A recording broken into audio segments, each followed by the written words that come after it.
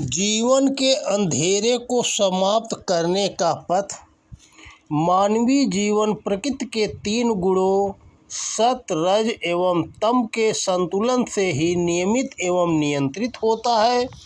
प्रकृति के ये 3 गुण यदि असंतुलित हो जाए तो जीवन में समस्या खड़ी हो जाती है, घनघोर अवरोध आ जाता है। इन अवरोधों के कारण जीवन असंतुलित हो जाता है।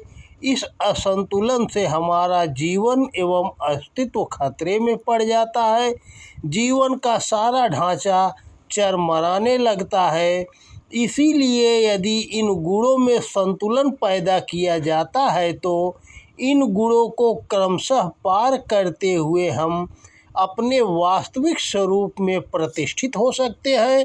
जीवन में इन गुणों का असंतुलन हो, कोई ज़्यादा और कोई कम हो जाए तो जीवन असंतुलित हो जाता है।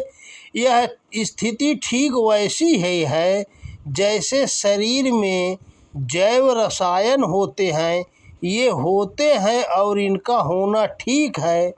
ये जैव रसायन न हो तो शरीर ही नहीं रहेगा। हमारा शरीर इन्हीं जैव रसायन पर निर्भर रहता है।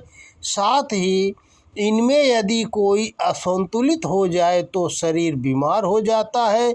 शरीर के स्वस्थ होने के लिए इनका संतुलित रहना आवश्यक है। इसी तरह हमारे जीवन में तमोगुण, रजोगुण एवं सतोगुण के बीच भी संतुलन जरूरी है। जहाँ ये कम या ज़्यादा होते हैं तो वहीं समस्या खड़ी हो जाती है। प्रकृति का पहला गुण है तमस। तमस का अर्थ जड़ता या निष्क्रियता से है। जीवन में इसकी भी आवश्यकता होती है। यह संतुलित ना हो तो जीवन में अवरोध खड़ा हो जाता है। जीवन में तमस अर्थात जड़ता अच्छी बात है। इसके कारण हमें निद्रा प्राप्त होती है। तमस न हो तो निद्रा नहीं होगी। निद्रा जीवन के लिए उपयोगी है। निद्रा में हमें विश्राम मिलता है। हम विश्रांति पाते हैं, नई ऊर्जा प्राप्त करते हैं और जीवन ठीक ढंग से आगे बढ़ता है। परंतु यदि व्यक्ति सदा के लिए जड़ता के आधिपत्य में आ जाए तो जीवन में समस्या आ खड़ी होती है। तब जीवन अंधकार से भर जाता है। तमस की अधिकता से जीवन में सघन अंधकार फैल जाता है और हम इस अंधकार को तोड़े बिना जीवन का पहिया आगे नहीं बढ़ता है। तमस के कारण हम घोर अशक्त हो जाते हैं। अशक्ति का मतलब है कि हम जहाँ पर खड़े हैं वहीं पर चिपके हुए हैं, हम वहाँ से निकल नहीं पा रहे हैं। अशक्ति का अर्थ है जड़ हो जाना, वहीं पर जहाँ खड़े हैं ठहर जाना। हमारा ठहरना या हमारे जीवन का ठहराव हमारी अशक्ति के कारण ही होता है। अशक्ति एक तरह की जड़ता है। जड़ता में गति नहीं होती है क्योंकि इसमें ठहराव होता है। अशक्ति के 2 रूप होते हैं। पहला उसका सकारात्मक पक्ष और दूसरा नकारात्मक पक्ष। सकारात्मक पक्ष में राग आता है और नकारात्मक पक्ष में द्वेष होता है। सकारात्मक और नकारात्मक इसीलिए कहा गया क्योंकि राग होता है तो हम क्षण मात्र के लिए ही सही पर सुख को अनुभव करते हैं। द्वेष होता है तो हम कुढ़ते चले रहते हैं, परेशान रहते हैं। राग हो या द्वेष हो है तो ठहराव ही। राग और द्वेष से हम जीवन में ठहर जाते हैं, जबकि जीवन एक यात्रा है और इस यात्रा में ठहराव का कोई स्थान नहीं होता है। इस ठहराव में जीवन की यात्रा में व्यक्तिरेख एवं व्यतिक्रम आ जाता है। जीवन एक यात्रा है और यह यात्रा ब्रह्म जगत में और अंतर जगत में अपने अपने ढंग से गतिशील रहती है। जीवन की इस यात्रा में हम सभी यात्री हैं। जब हम राग द्वेष से प्रभावित होते हैं तो हमारी यात्रा भी प्रभावित होती है।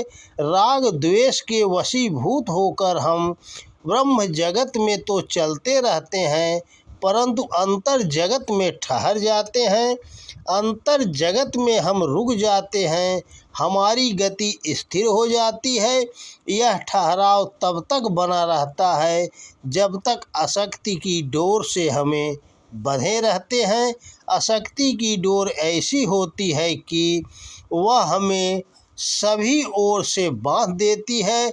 हम चारों ओर से बंध जाते हैं। कई बार तो जन्मों जन्मों तक, हजारों हजार साल तक वहीं ठहरे रहते हैं। शरीर बदलते हैं, परिस्थितियां बदलती है, घटनाक्रम बदलते हैं, परंतु मन नहीं बदलता और आसक्ति की डोर से मन वहीं पर ठहर जाता है। आसक्ति की डोर होती है ऐसी ही।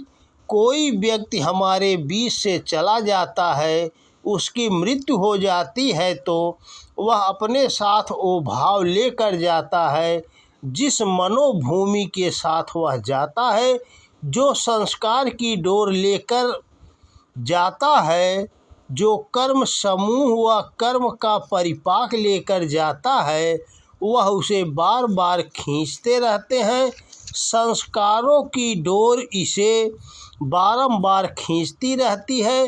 मरने के बाद भी फिर वही अपना परिवार या जहाँ उसकी आसक्ति है वह वहीं भ्रमण करता है, वहीं आसपास पैदा हो जाता है।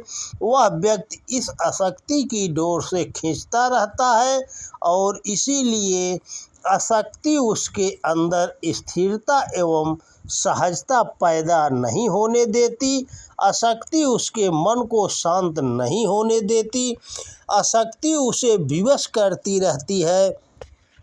कर्म करने के लिए हम कर्म अच्छे करें या बुरे करें, शुभ करें या अशुभ करें, पुण्य करें या पाप करें, राग और दोष के अनुसार ही करते हैं। ऐसा नहीं है कि राग होता है तो हम पुण्य करेंगे, राग होता है तो पाप भी कर सकते हैं। हम जिसके लिए आसक्त हैं उसके लिए नीति नियम छोड़कर, मान मर्यादा तोड़कर, विवेक को ताक में रखकर कर्म करते हैं। उनको खुश रखने के लिए, उनका अच्छा करने के लिए व्यक्ति रिश्वत लेता है, घोटाला करता है, बड़ी मात्रा में पैसे जोड़ता है। इसी तरह द्वेष भी चैन से बैठने नहीं देता, बदला लेने के लिए भिन्न भिन्न तरीके सुझाता है। आसक्ति एवं इसके बंधन से बचने का एक उपाय है और वह है कर्म में योग का समावेश।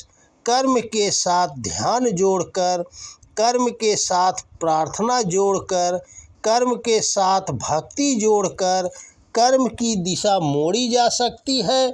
अब तक जो कर्म आसक्ति की डगर पर चल रहा था, अंधकार एवं स्वार्थ के पथ पर अग्रसर हो रहा था, भय की डगर पर चल रहा था, अब उसका रास्ता बदल जाता है।